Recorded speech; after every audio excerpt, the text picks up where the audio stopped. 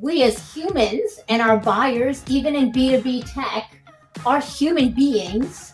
We research, we talk, we learn, we go to events, we talk to our colleagues consistently. Not when a budget is hired or lowered, right? Or when, you all of a sudden get some extra money and you put some extra dollars to this display ad. This is Revenue Makers, the podcast by 6 Sense, investigating successful revenue strategies that pushed companies ahead. Simon, so question for you. Who is the greatest growth marketer you've ever met? The greatest growth marketer I've ever met. That's a loaded question. I know, very loaded question.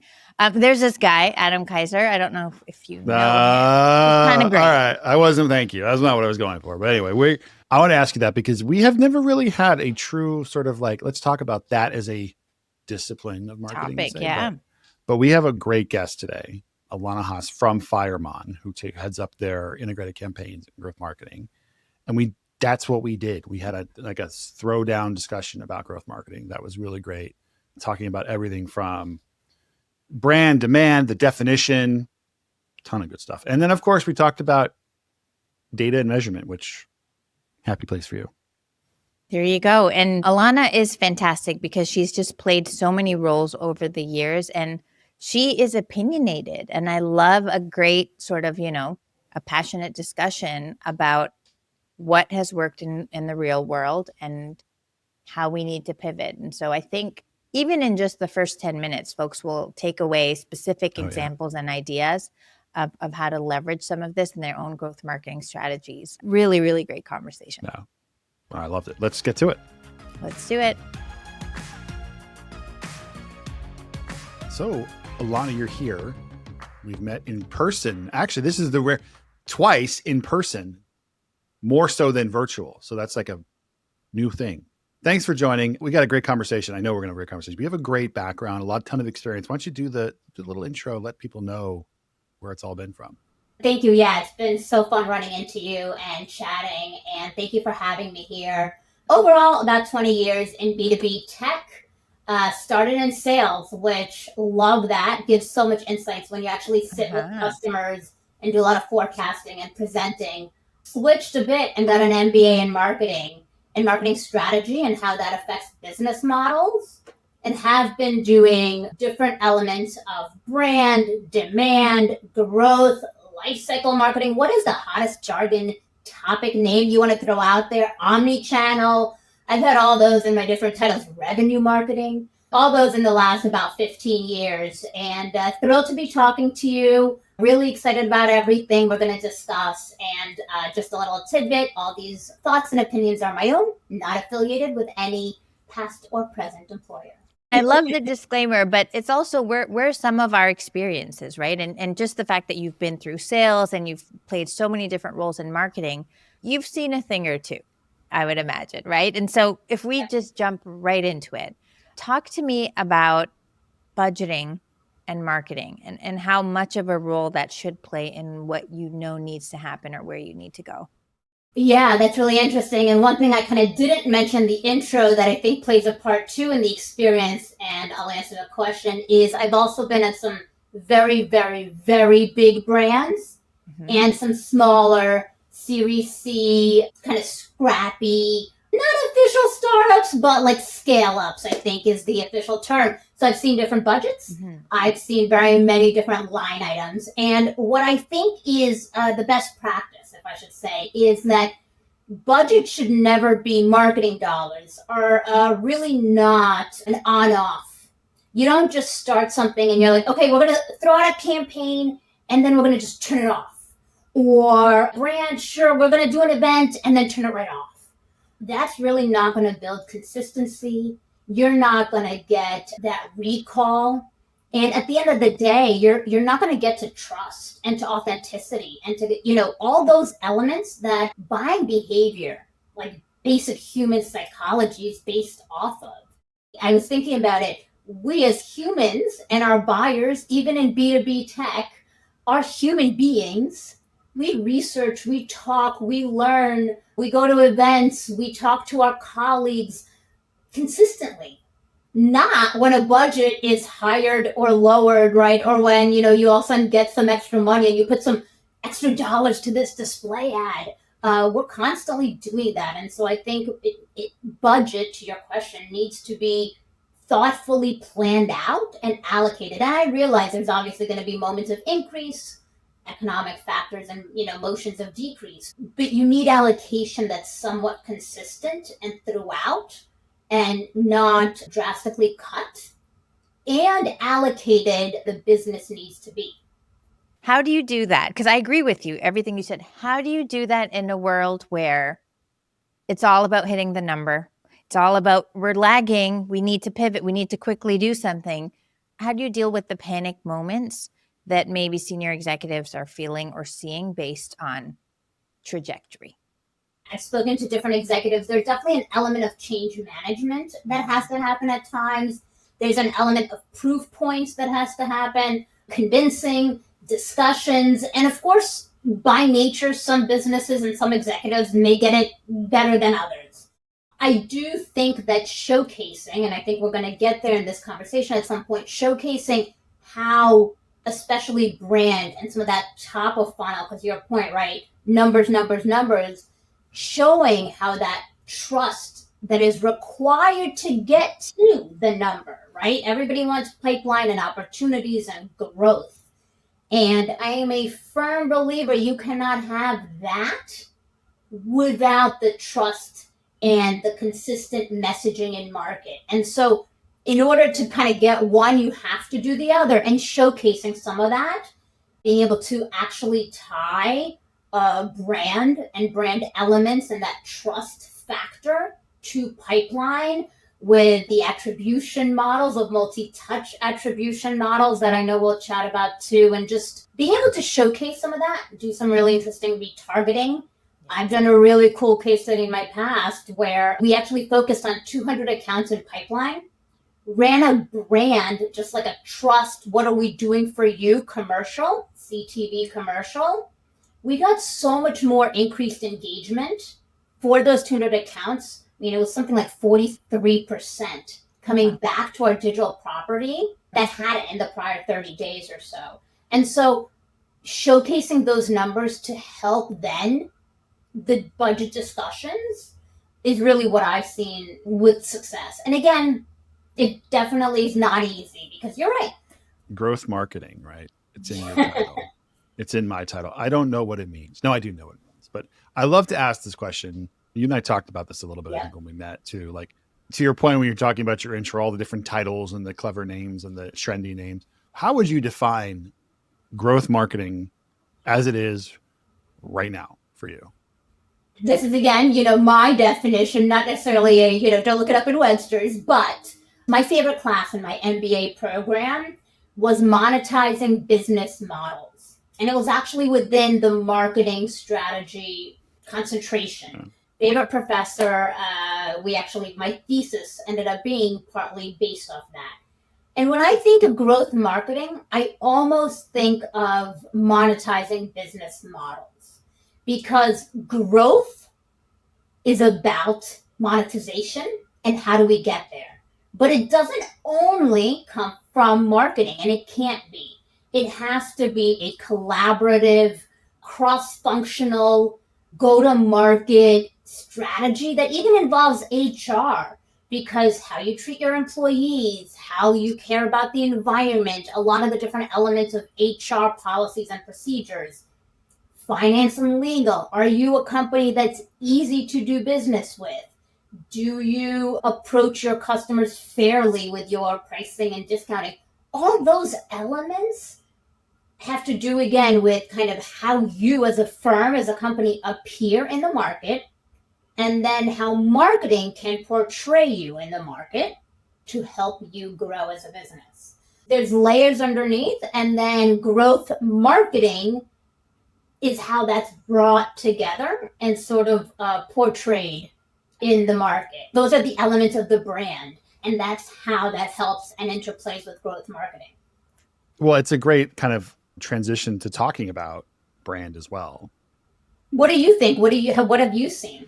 The most generic definition I've ever seen of it is that like if you think about demand gen mostly as top of funnel, that growth is just takes it all the way through post sale life cycle. That's another word, right? That's out there, and like you're sort of it's a much more holistic, which actually really does kind of tie back to your point of like monetizing business models, because your business model is not just acquiring customers, it's servicing customers and growing customers and all those different things. So I think that aligns really, really well. And then you've got people saying like growth is another name for demand gen, which I disagree with in terms of just like, again, like you could argue semantics of titles all day long. It doesn't really matter, right? But I happen to agree with you. To me, demand gen is an element, sure, especially for sort of the lower funnel, right? Once we've gotten some of the intent signals in and we've looked at the data and we've understood what customers are actually, right? There's, again, we're going to add in some more jargon here, but demand creation, demand capture, and demand conversion. So if we think about that, demand gen, definitely in demand capture, demand conversion, but it's not in demand creation. And I think that's why I would not say that it's the same thing. Growth and demand gen just aren't the same exact thing. I love the conversation around brand to demand and kind of all like that's become that's the new one. That's a new sort of catchy phrase. But given all that's changed in the world, both from an acquisition standpoint around like search and the 7,000 things you're reading every day about kind of AI changing search, the inability for privacy and tracking and all these different things that have led to the point of we're coming back to, we were in this world of B2B where it's like performance, measuring everything, every dollar has to get and like, of course you have to be generating and showing that value, but the pendulum is starting to, I won't say starting, has swung and continues to swing back to brand in the sense that there are now things that you have to do. If you think about all of the things we're talking about around like LLM search and what Google's now doing, a lot of it is traffic is no longer the goal because you're not getting it. So creating brand awareness in other channels, you're getting more PR mentions and showing up there. That can influence how it comes up in an AI search. So we've started to swing back. How do you view brand just overall as a growth lever? You talked about that CTV example, which was great. Like other sort of like things that you've pulled that have been directly brand related that have helped you kind of hit against those growth goals. I agree with a lot of what you said and see the trends and hear you. I'll give a couple examples and then I'll also give some like opinions on some of that. Because again, I have been at a couple of really big brands in my career where they have such established brand identity and trust. They are thought of as thought leaders. They are truly seen as like, when you're doing some research, I should ask that brand. They don't think of, I should ask this guy, or I should go and ask Reddit or, some user group or something. They actually, and this is, I've done research, you can test me on some of this. They will go to specific elements of those brands, even certain events of those brands, and those brands have communities such that they're almost tattooing their logos, right, on their bodies. That's a famous, MBA school case study of Harley Davidson. I'm going to work there. But when a brand becomes that much of a thought leader, a helper, seen as really they truly understand the space they're in. Now that's obviously, some of you might be saying, you guys might say like, oh, but that's a big brand. They have the budgets, they have the money. We're talking about Fortune top 10 to 50 brands here. Yeah, but I've also seen a much smaller Series C company doing it really, really well too, where their execs just really understand the mission, the purpose of their product, their brand, how it truly helps, and how to enable for the future state for their customers. And they really have a POV. So that brand has a standing. And then the whole org lines up because you can see how and why they say what they say. And the brand truly works aligned to that mission. You see it in the proof points, in the customer case studies. To your question earlier a little bit, how else can you use the brand? It can be done very strong, and the brand is thought of as that thought leader, that like, I don't have to go to ChatGPT and ask the question of how do I get this done? or what's my problem, I can go directly to their blog, their case studies, their event, and I know I'm going to get help. And I think a little bit of what you were saying earlier, right, in this day and age, what are some of the trends? I really think people sometimes just need some help. It's pretty easy, right? We can all do our jobs, but we want some help. And if a brand defines and explains how it is that brand helps to achieve for the customer XYZ and truly can showcase that in a case study, in customer proof points, do some videos, sure, like put out a commercial, be interviewed about it, talk loud and proud and stand on it, and you have to back it up. And again, we go back to what we just said in terms of monetizing business models. You need your whole org behind you.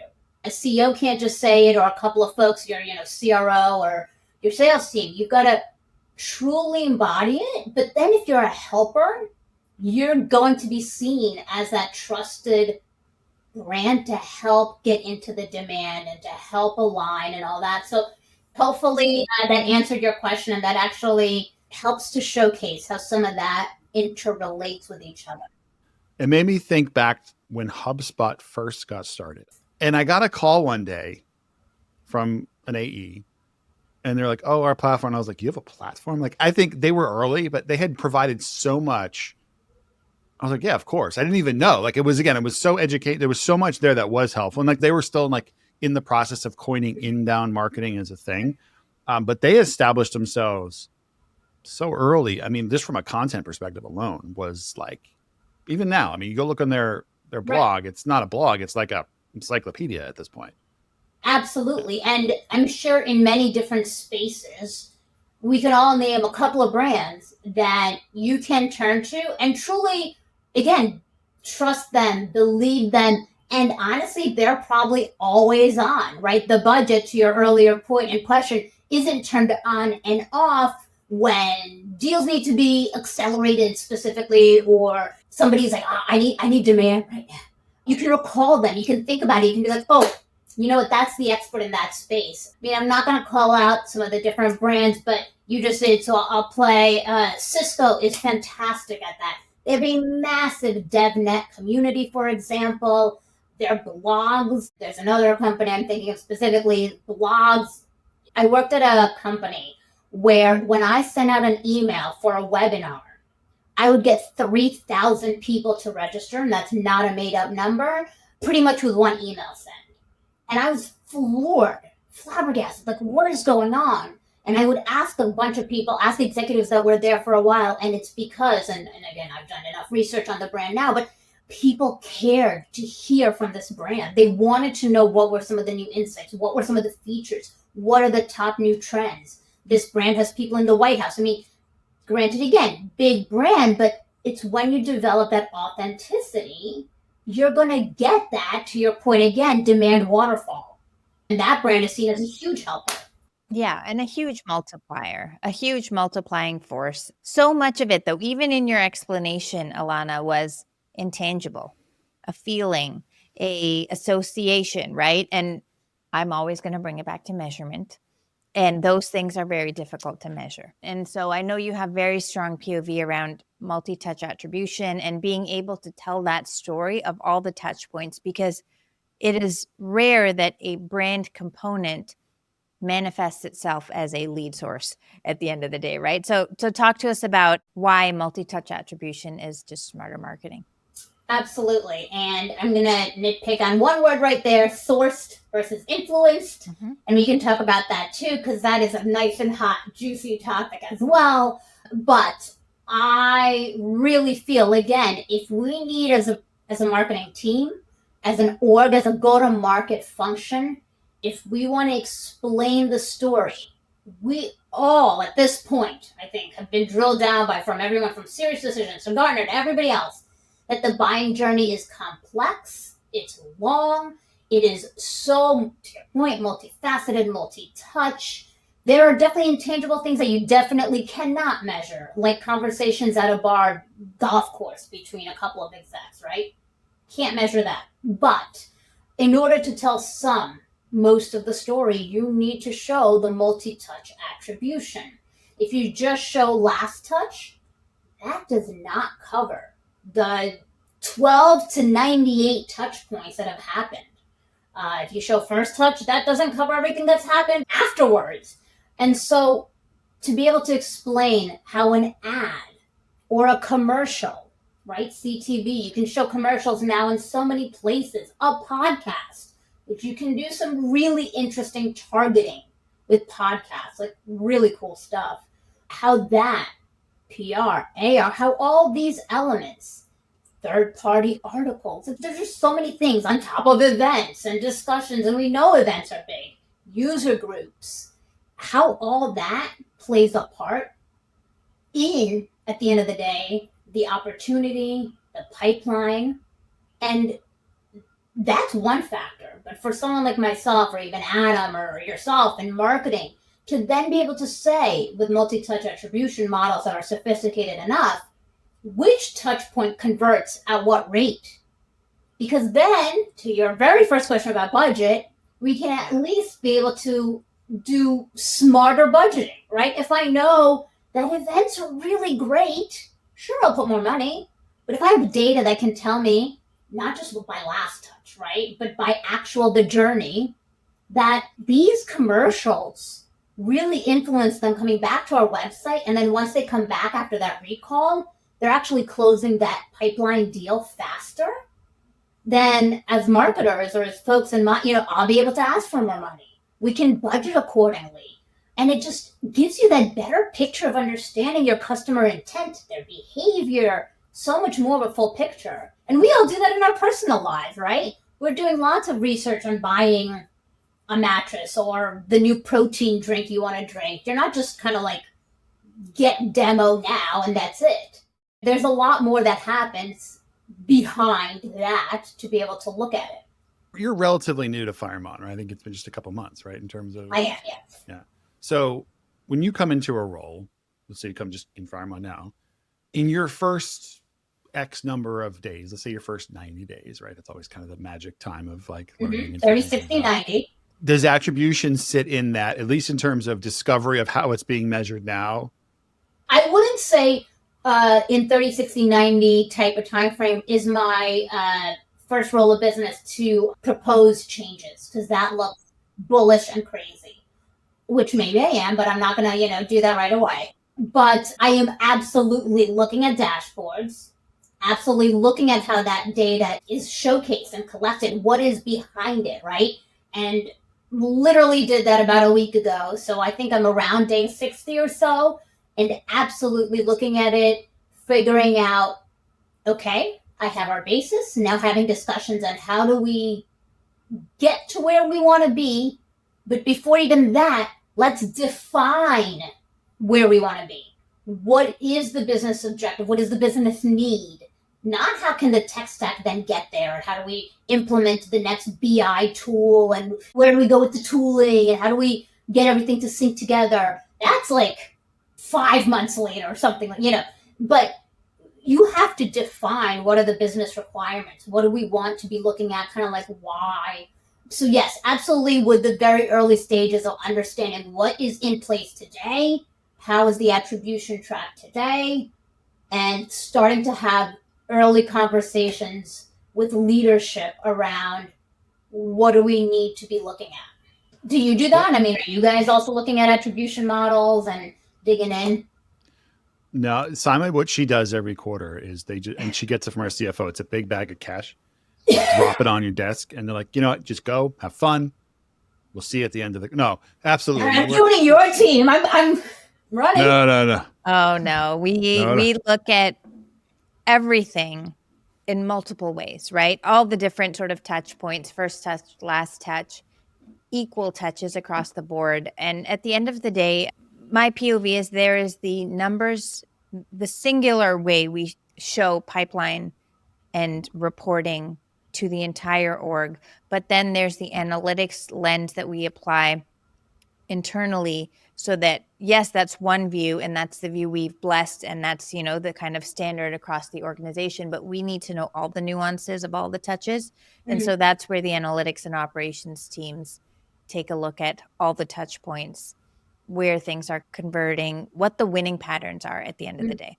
What helps us win and what isn't helping us win, and at what point in the journey are those specific touch points hitting, down to pieces of content, by the way. Yeah. Pieces of content that are working, keywords that our prospects and customers are researching, intent topics that they're surging on. Are they hitting the community pages? Like, there's so much nuance that you can get to, and you can go deep, but then being able to just up level those winning patterns and share them with the entire organization, so that sales has a POV on what it takes for us to win a deal. CS has the same POV. Marketing can really kind of give that perspective of the market. I agree that you can get into somewhat of an analysis paralysis almost, and being able to somewhat at some point be like, okay, this is what we're going with, and this is what it looks like. And but too many organizations aren't as sophisticated and looking at so many of the touch points. They employ, let's say, last touch or even first touch. And so, but I think looking at so much of the data matters. And earlier we talked about how AI and search is now playing such interesting roles in the marketing journey, right? Sometimes folks learn so much without ever going on our properties, like our websites, because so much is within search or within AI LLM models. So being able to see how that plays a role, which is really tough, but that's kind of, I think, some of the evolution we'll get to. And I think that helps to paint the full picture. It's hard to see it otherwise. We could go on all day. It's a great conversation, but we have a question that we ask all of our guests. It's a fun one. It is, what is the most ridiculous thing you've been asked to do in your career? And we'll caveat with the point that it can be ridiculous good or ridiculous bad. This is a fun one, and you're right. I'm going to come up with an interesting answer. It could be good and bad depending on how you look at it. For anyone that's kind of been around a little while, prior to, I guess, the recession of the housing crisis of 2008, and then COVID definitely played roles in shifting how business gets done. These were amok. The whole world was nuts and doing things crazy. And so I was in sales, and it was a little bit of like the Wild Wild West. And there was a very large deal that I was the account executive on. And my team, the business, really wanted it closed before calendar year end, so before December 31st, to bring it into the books. And it was like, look, no holds bar. Go have fun. Go do whatever. Go do whatever the CISO wants there, but go make it happen. And I am not getting into what happened. But if we get into like what happens in Vegas stays in Vegas, that whole mentality, if you've ever seen The Hangover, those movies, and just, picture some of that in New York City with a, blank Amex card. So I'm going to let your minds wander a bit with what was done, but it was fun and it was exciting and quite ridiculous. Did you get the deal? The deal came in. It was over $1.5 million to $2 million, and I got lots of awards and accolades for it. I won like an AE of the year in my region. All good news, and I have lots of the fun memories with it. And I'm actually still close to the CISO of that company. He's moved on, but good times. And are you allowed in New York City still? Well, I saw you about a month ago. So that's right. That was a dumb question. You were there. Okay, so you were there. We know you were there, but whether or not you were there legally is a different question. Although listen, I think the NYPD has a lot more on their plate than little old Alana coming in. But thankfully, like I said, the rules were different back then. But I'm still allowed. Yeah, we didn't do anything illegal. We just had lots of fun. Yeah, we did have one person say something about a statute of limitations running out. So. We've had some interesting questions, but anyway, that was a good one. Thank you so much for having me. This was thrilling, insightful, exciting, and I love talking about that stuff. I can geek out for hours, so thanks for having me. Oh, you got it. And it comes across. Your passion is infectious. Thank you so much, Alana. Thank you. You've been listening to Revenue Makers. Do you have a revenue project you were asked to execute that had wild success? Share your story with us at sixthsense.com/revenue. We might just ask you to come on the show.